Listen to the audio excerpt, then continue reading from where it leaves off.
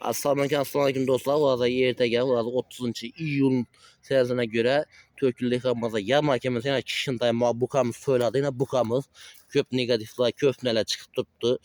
Buka soyup bilmediler. Boynuna karanlığı dostlar. Bu arada bir fikirlerinizi kamerada kaldırarsanız çekiler gelecek. Mal 355 kilo geldi. Joy üyesi 355 kilo. Realini öküzüyle dostlar.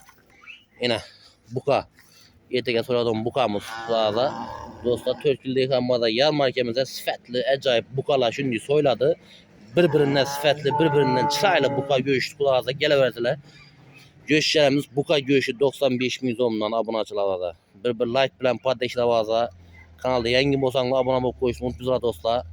Tolka sıfatlı, tolka acayip yine şimdi göğüşler sıfatlı bukalar bazı 95 kanaldan uzaklaşmanlar dostlar vardı. Kanalda yeni olsanlar abone olup koysun unutmayın şimdi sıfatlı.